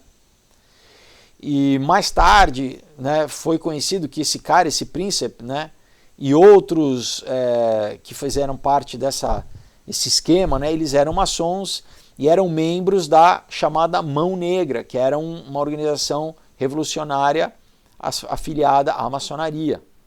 Da mesma forma que quem matou o Lincoln nos Estados Unidos era um maçom, né, o John Booth lá, também o assassino do Franz Ferdinand era um assassino da maçonaria, né? Então, o que eles precisavam, o quê? Uma fagulha, né, para botar fogo, para iniciar a guerra, o plano deles. Né? Então, como que a gente inicia o nosso plano? Vamos criar um incidente internacional, aí a gente, né, mata o futuro, né, rei, né, o futuro do Império Austro-Húngaro. Então, assim, a partir do momento que a Primeira Guerra estava já em andamento, né, o Dodd diz que em poucos minutos esse conselho do Carnegie ele escreveu ao presidente Wilson exigindo que ele fizesse com que a guerra não terminasse muito rapidamente. Tipo, faz durar essa guerra aí, vamos espremer essa guerra, vamos fazer tudo que a gente precisa, né? E vamos dizer, o doador da campanha do Wilson, que era um cara chamado Bernard Baruch, ou Baruch, né, foi nomeado o chefe do Conselho das Indústrias de Guerra, das indústrias bélicas. Então, como os Rockefellers, ele ganhou 20 milhões de dólares de lucro com a guerra. De novo, pessoal, além de toda a engenharia social, eles ganham com a crise. Da mesma forma que aqui que as indústrias farmacêuticas ganharam com a crise, bilhões, né, com a crise, bilhões. Continuam ganhando, né? E claro, né, os aspones, né, os lobistas deles, né, os governadores que compraram vacina, né, ganharam muito dinheiro também. E aí o Dodd, ele viu os memorandos aonde, né, esses membros da fundação do Carnegie, né, eles estavam, vamos dizer, celebrando entre eles, né, o seu sucesso, dando parabéns uns aos outros, né, de que a guerra, né, tinha sido implementada na mente, na psique dos americanos, né, vamos dizer assim, eles tinham conseguido fazer com que a população americana quisesse morrer lá na guerra, né. E aí um colunista de um jornal, né, um cara chamado Joseph Kraft, escrevendo para o Harper's em julho de 1958, disse que os documentos, né, desse instituto do Carnegie, né, para a paz internacional, né, é muito bacana o nome que eles dão, né, para a paz internacional, mostrou que, vamos dizer, os seus membros, eles esperavam que os Estados Unidos se envolvessem na guerra mundial, né, para, vamos dizer, criar a base para o lançamento de um governo global. E o Nelson Dodd, ele também descobriu a verdade por si mesmo. E ele diz, né, entre aspas, aqui está onde o poder vem, né, de trazer a ideia de um governo mundial ao ponto onde é aceitável para as pessoas desse país, dos Estados Unidos, né. Esse é o primeiro objetivo deles, e tudo o que aconteceu, né, após aquele momento, né, da Primeira Guerra Mundial, tudo isso tem sido dirigido a esse objetivo de um governo mundial. E assim, eventualmente, durante a investigação que ele fez, o Nelson Dodd fez pelo Congresso, foi perguntado ao presidente da Fundação Ford, o Ron Gader, para ir lá, né, vamos dizer, se reunir, né, com ele. E o que ele disse é o seguinte, né, Senhor Dodd, né, você foi convidado porque nós pensamos que seria melhor nós dissermos porque o Congresso está interessado nas operações de fundações como as nossas, né, a Fundação Ford. Todos nós somos executivos e, vamos dizer, formadores de política, né, aqui na Fundação. Nós temos experiência com a OSS, que é a precursora da CIA, tá? Ou com a Administração Econômica Europeia. Nós operamos aqui através de diretivas que são estabelecidas pela Casa Branca. O material dessas diretivas é o seguinte, né? Nós devemos usar o nosso poder, né, para alterar a vida nos Estados Unidos da forma que nós possamos confortavelmente nos unir à União Soviética. Então, estabelecer um governo global, né? E diz que o Dodd ficou chocado, né? Ele fala assim, eu quase caí da cadeira, né? Após o final da Primeira Guerra Mundial, o Federal Reserve estava emprestando milhões para essa nova ditadura revolucionária comunista na Rússia, que tinha recentemente tomado o poder. Aí ele fala, por que alguns dos homens mais ricos do mundo iriam financiar o comunismo? Né? Um sistema que abertamente jurava destruir, né, o tal chamado capitalismo, que tinha feito eles mesmos ricos. Então, de acordo com o Gary Allen, ele fala o seguinte, ele explica, olha, se a pessoa entender que o socialismo não é um programa de divisão de renda, de compartilhamento de renda, mas na realidade é um método de consolidar e controlar a riqueza. Então, esse paradoxo, né, dos homens super ricos promover socialismo não se torna para um paradoxo, né? Na verdade, fica lógico, na verdade é a ferramenta perfeita para esses megalomaníacos que querem tomar o poder. Então, o comunismo, né, ou na verdade, de forma mais precisa, o socialismo, não é um movimento das classes trabalhadoras, mas é da elite econômica. Tá, pessoal? Eles simplesmente só usam o povo, só querem um populista, né, para, é o povo, para o quê? Para o povo achar que eles são pelo povo. É o maior engano, pessoal, é o maior grupo, né?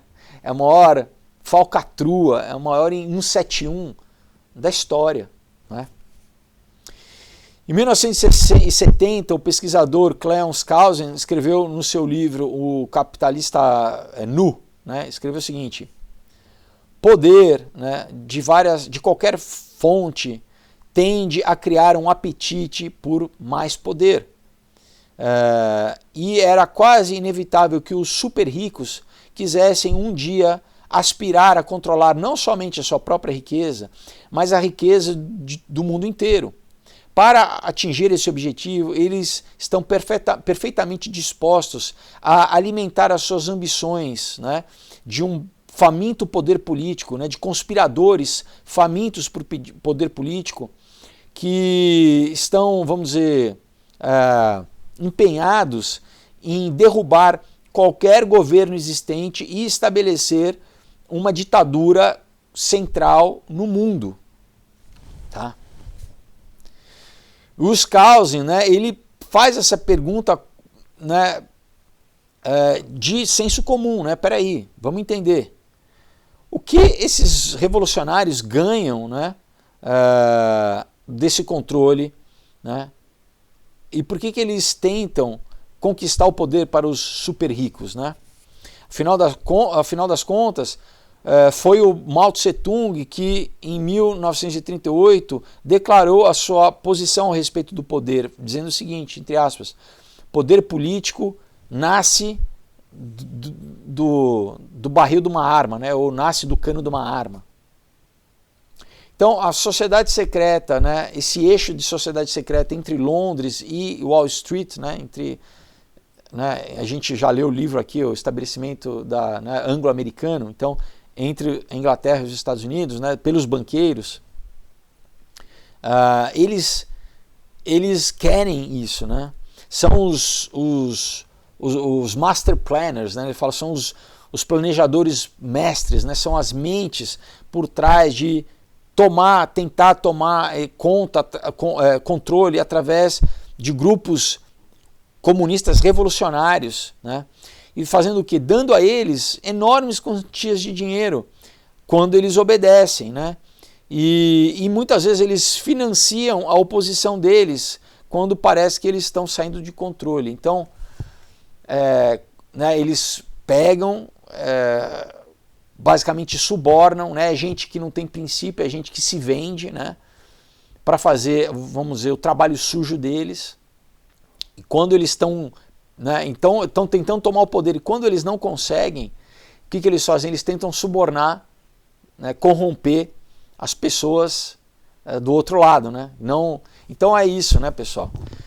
A estratégia é essa, tentar botar, né, os aspones deles, os capachões deles, os testes de ferros deles no poder, e quando eles não conseguem, às vezes eles tentam matar quem está no poder, ou, né, ou o quê?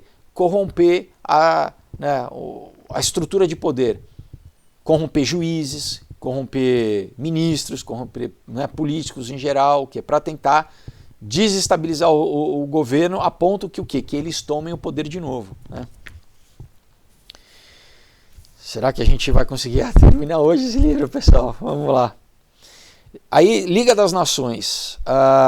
Durante a Primeira Guerra Mundial, grupos influentes nos Estados Unidos e na Inglaterra decidiram que o final da guerra pedia para um primeiro governo internacional, a Liga das Nações, né?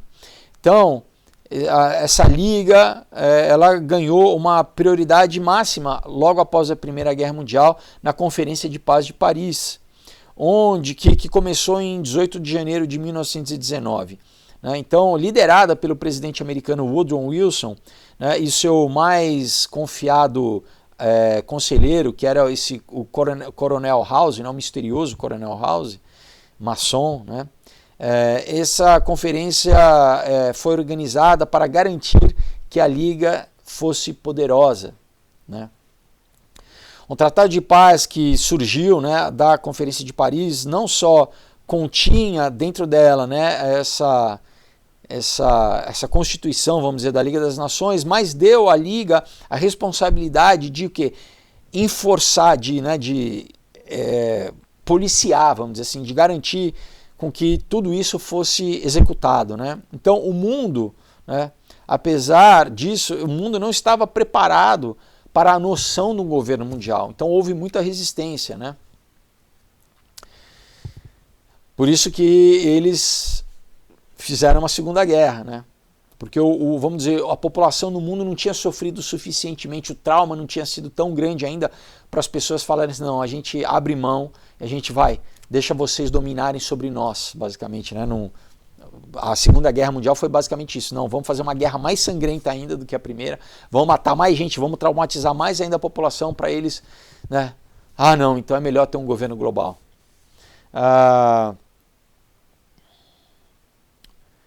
Aí, durante a Conferência de Paris, menos de 6 meses depois do final da Primeira Guerra Mundial, os representantes, né, dos maiores grupos de banqueiros do mundo se encontraram no Hotel Majestic, né, o Hotel Majestoso em Paris, na França, em 19 de maio de 1919. Esses bancos centrais que foram criados, né, em todas as nações economicamente importantes, né, e agora também que a Rússia, né, tinha se tornado parte disso através do totalitarismo, porque eles, enfim, né, derrubaram o governo, né, do czar. O próximo passo importante para a implementação da nova ordem mundial estava sendo decidida, né? O grupo concordou em estabelecer algo chamado do Instituto de Relações Internacionais e criar, vamos dizer, vários braços, né, do Instituto de Relações Internacionais, né, em vários países ao redor do mundo, né, que existem até hoje.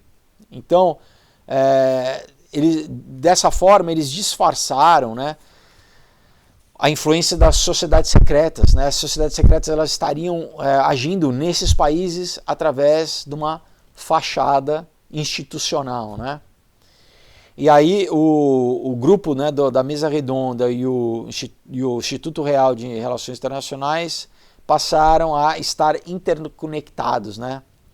Aí em 1921 o Coronel House, que a gente já falamos, né, ele escreveu, né, um estatuto, né, para o braço americano da Mesa Redonda, que iria ser oficialmente incorporado como Conselho das Relações Internacionais, ou CFR, né? E eles têm feito grandes esforços para consolidar as suas intenções de poder, né? Tanto dentro dos Estados Unidos, domesticamente, quanto internacionalmente. Na segunda edição do seu jornal prestigioso, né, o Foreign Affairs, né, Assuntos Internacionais, publicado em setembro de 1922, o Conselho declarou o seguinte, entre aspas, obviamente, né, não haverá paz ou prosperidade para a humanidade enquanto a América permanecer dividida em 50 ou 60 estados independentes. É igualmente óbvio que não irá haver nenhum progresso na civilização até que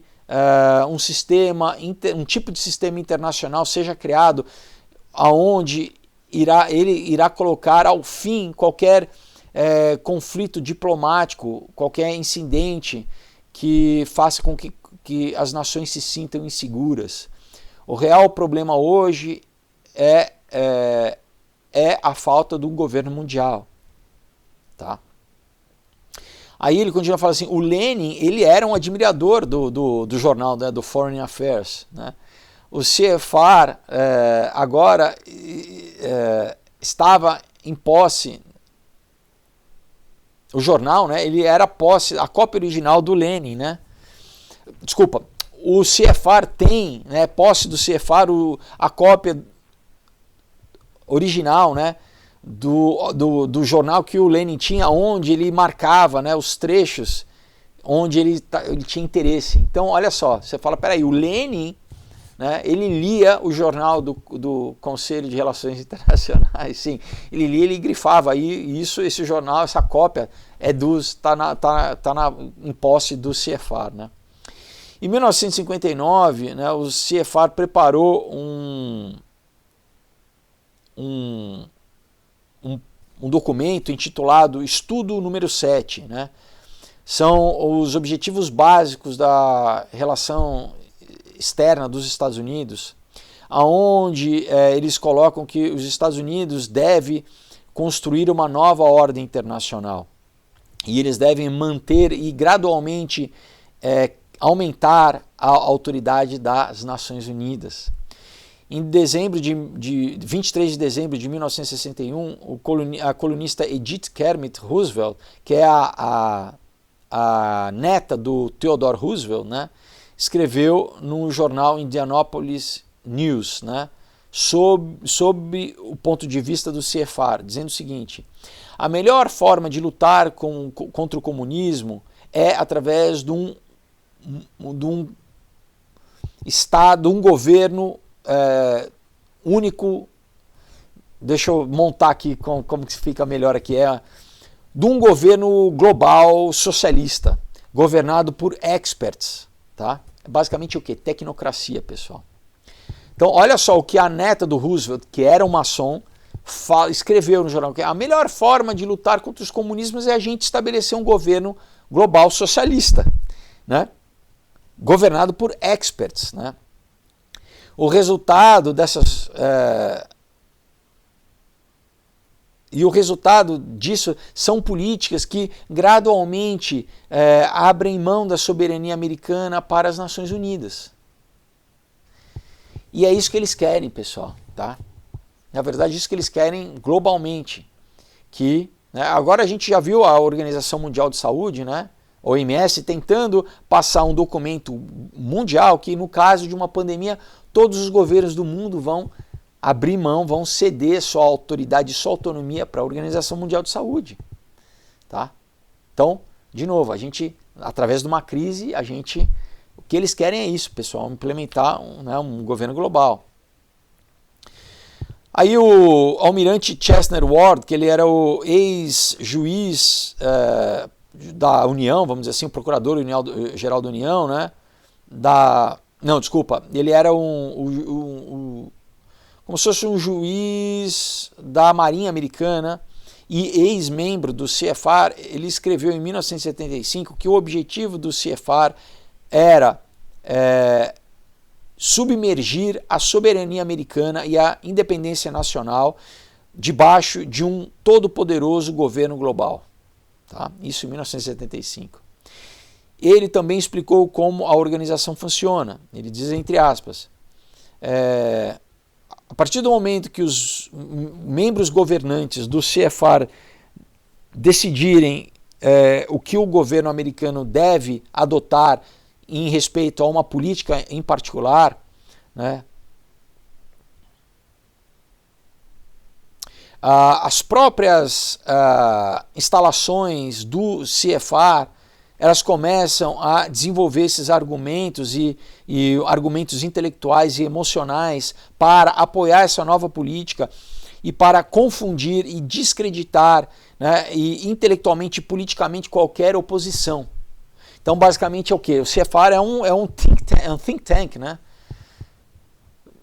que trabalha dessa forma. Então, assim, a partir do momento que eles definem uma política pública para o governo americano, eles já começam a pensar e trabalhar, né, em como que a gente vai ridicularizar, em como que a gente vai emocionalmente, intelectualmente desestabilizar qualquer oposição à nossa política, né? Para o quê? Para já preparar na mídia, já na imprensa, para já, né, combater qualquer pessoa que identifique que essa política nossa é contra, né, vamos dizer, o bem geral da nação. Qualquer pessoa que se levantar contra isso, nós já vamos ter aqui preparado uma cartilha para atacar essa pessoa, né? Intelectualmente, emocionalmente, politicamente, né? O CFR, ele continua sendo, né, em sua grande maioria, uma organização não governamental, né? Uma ONG, né, nos Estados Unidos. A lista de seus membros é basicamente quem é quem na política americana, né? É quem manda, né? Então, em 1987, né, basicamente, você tinha 318 dos seus 2.440 membros do CFR eram atualmente membros do governo americano, né? Tinham alguma função no governo americano, estavam dentro do governo, né? Então, em 1988, o pesquisador James Perloff escreveu no seu livro, né, As Sombras do Poder, que desde a fundação do CFR em 1921, não menos do que 14 secretários de Estado, 14 secretários do Tesouro e 11 secretários de Defesa eram membros do CFR. Tá? Então, basicamente, quem controla, né, o Estado, quem controla a economia, quem controla a defesa, né, americana, basicamente você controla, era todo mundo do CFR. Então, a membresia dessa organização semi-secreta era extremamente importante, se não uma credencial mandatória para que você, né, para o sucesso na política nacional. Da mesma forma que a sua progenitora, a maçonaria, foi nos séculos anteriores, né? Então, durante a pós-Primeira Guerra, o período pós-Primeira Guerra, o poder da maçonaria estava no seu auge. Em 1923, 69% dos congressistas americanos e 63% dos senadores americanos eram maçons. Em 1948, o número de maçons no Congresso caiu para 54 e 53 no Senado, respectivamente. Após a Primeira Guerra Mundial, o público americano ele ficou cansado dessas políticas internacionalistas, né, do democrata Woodrow Wilson, né? Na eleição presidencial de 1920, o republicano Warren Harding ganhou, vamos dizer, numa vitória avassaladora com 60% do voto. E o Harding ele era um ardente inimigo tanto do bolchevismo quanto da Liga das Nações, né? A sua eleição abriu, vamos dizer, um caminho para uma sequência de 12 anos, né, de presidentes republicanos na Casa Branca, que levou a uma era de prosperidade sem precedentes nos Estados Unidos. Então, através dos anos 20, né, aproximadamente 8 bilhões de dólares foram pagos, né, do déficit federal, incluindo que tinham acontecido durante a administração do Woodrow Wilson, né? E o James Perloff ele observa o seguinte, né? Essa atmosfera aparentemente não era do gosto do Conselho Monetário, quer dizer, eles não estavam gostando dessa prosperidade financeira americana, do que? De pagar as dívidas, porque você paga a dívida, você acaba com quem te... O teu credor, ele sempre quer, ele não quer que você pague a dívida, ele quer que você continue endividado e pagando juros. Ele não quer que você, né? Primeiro ele quer te endividar, né? Ah, não, eu te dou crédito aqui, né? Depois ele quer que você não consiga pagar tua dívida. Porque assim você fica, né, preso ali pagando, né? Você paga ao longo do tempo muito mais, você paga 2, 3, 4 vezes o valor do valor que você pegou emprestado. Então, não é negócio. Falando estritamente a questão financeira, agora, além do poder político, como você manipula, né? Nesse caso, assim, não é simplesmente a questão do dinheiro, né? Em 1929, somente 9 meses após a inauguração do presidente Herbert Hoover, né, que foi o terceiro presidente republicano consecutivo, os líderes dessa nova sociedade secreta americana, né, do Conselho de Relações Internacionais, eles concatenaram a grande crise de 1929, né, o crash da Bolsa. Propositalmente, eles criaram a crise econômica. E o crash foi o mais significante fruto do recém-nascido Federal Reserve, o sistema iniciado para fazer exatamente com que essas crises não acontecessem. Né? Então, entre 1923 e 1929, o Federal Reserve inflacionou, né, o suprimento de dinheiro nos Estados Unidos até 62%. Então, de novo, que você faz com que haja inflação, né? Então, no ano seguinte, após o crash da Bolsa, né, mais de 500 bancos faliram nos Estados Unidos todos. De novo, o que eles querem? Monopólio, né, pessoal? Então, a gente cria uma crise econômica, a gente quebra esses bancos que a gente falou ao longo do vídeo aqui, esses bancos locais, esses bancos que nasceram da comunidade local, para a gente dominar o mercado. Né? E aí o palco estava, né, feito para o desastre. Né?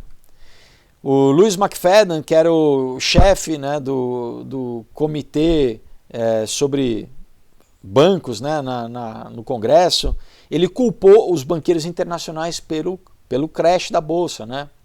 Dizendo assim, entre aspas, não foi acidental, foi uma ocorrência, né, um acontecimento calculado, né? Ele foi cuidadosamente calculado.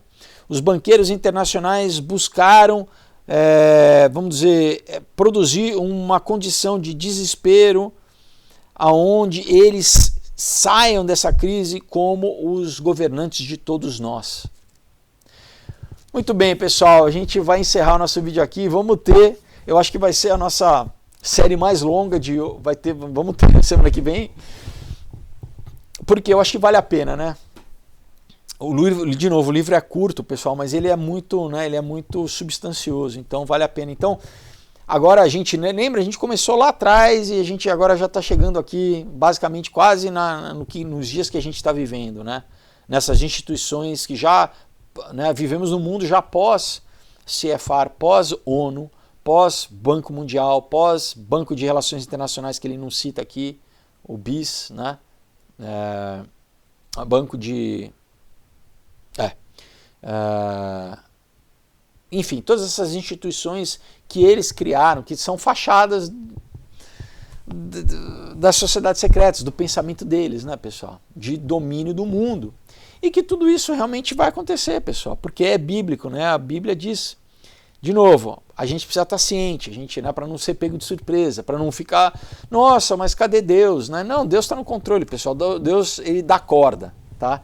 Deus está dando corda. Fala, tá bom, vocês acham que vocês vão fazer isso? Tá bom. E ao mesmo tempo ele espera que as pessoas se arrependam e possam ser salvas, né? Que as pessoas acordem. Né? Principalmente, né, a grande maioria dos jovens que defendem a esquerda, né? Não, a esquerda. Que os caras estão dando risada, porque eles vão te escravizar, você está ajudando eles a implementarem esse domínio aí global, né? Que agora está, inclusive, claro que a gente aqui está meio na esfera geopolítica, né? Mas isso tem uma questão espiritual, né, pessoal? Tem a questão de tudo que eles promovem para destruir a sociedade, para chegar no indivíduo, né? Agora toda essa questão, né, de biológica, né? Não tem homem, não tem mulher, não reproduzir. No fim é isso, eles querem, né, matar todo mundo e ficar para eles, os 500 milhões lá do Georgia Guidestones, né? Enfim, então eu sempre encerro aqui também com uma oração Porque eu acho que muitas vezes, através do conhecimento, a Bíblia diz, né, conheceis a verdade vos libertará. Então a gente entendendo como a história é manipulada, e eles não simplesmente são caras que querem dinheiro, não, pessoal, o plano deles é outro. O dinheiro é uma consequência que eles... O negócio deles é outro, porque eles veem dinheiro como energia, né? Eles controlam energia humana, energia, né? Em todos os sentidos, assim. E o que eles querem é estabelecer esse reino. Eles são contra Deus, pessoal, basicamente é isso, tá? Isso remonta o Evangelho, remonta Jesus ali indo contra os banqueiros no templo, né? A única vez que Jesus age fisicamente com violência, né, para quebrar as bancas ali dos banqueiros que estavam o quê? Fazendo com que, né, ele fala, isso aqui é um lugar de oração, a casa do meu pai, vocês estão transformando isso aqui num comércio. E no livro de Apocalipse fala que eles, pessoal, tentam vender tudo, inclusive as almas dos homens, né? Então, eu quero orar com você, se você entendeu que, peraí, será que a minha alma está sendo negociada? Será que eles estão me escravizando? Será que sem saber eu estou sendo escravo, eu estou dando dinheiro para eles através de um vício que eu tenho? Né? Será que eu estou ajudando eles a avançarem nesse domínio, inclusive aqui do Brasil?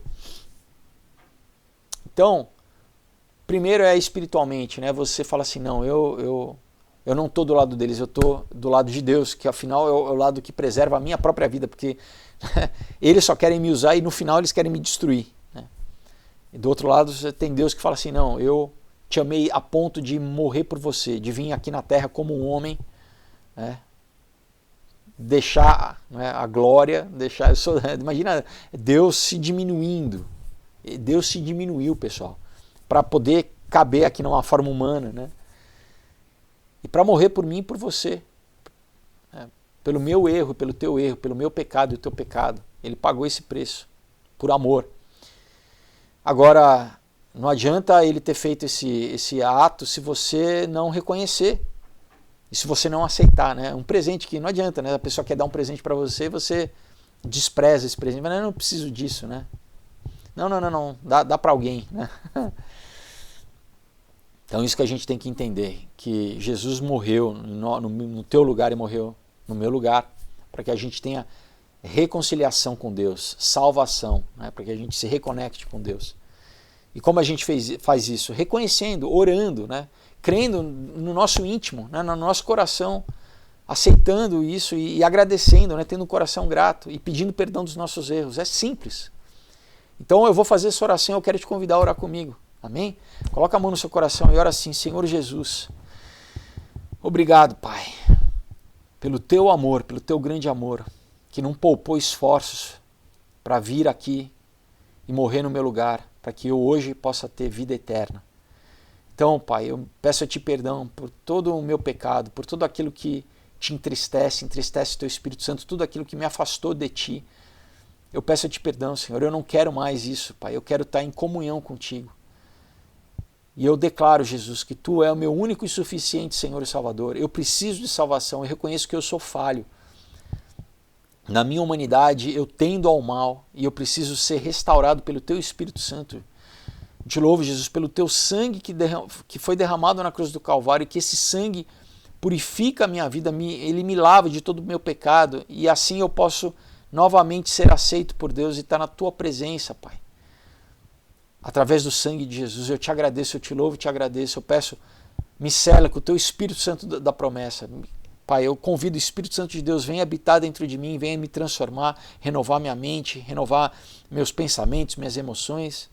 Eu peço a partir de hoje, dirija os meus passos. Eu quero que a minha vida seja uma ferramenta da Tua glória aqui na terra, que o Teu governo, Pai, que o Teu reinado, ele seja estabelecido na terra através da minha vida. Eu peço a Ti, em nome de Jesus.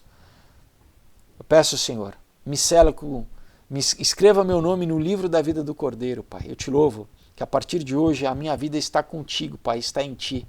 E todo julgo, Pai, todo pacto, toda aliança que eu tinha feito com as trevas, com o mal, deixa de existir a partir de hoje. Foi revogado através do Teu sangue, Pai, do Teu sacrifício, da Tua aliança que é superior, que ela é eterna, Pai, a nova e viva aliança no teu sangue, Jesus, que eu faço hoje contigo. Obrigado, Pai, pela tua graça, pela salvação. E em nome de Jesus, Pai, a partir de hoje, seja feita a tua vontade na minha vida. Em nome de Jesus, amém. Se você fez essa oração crendo no seu coração, a Bíblia diz que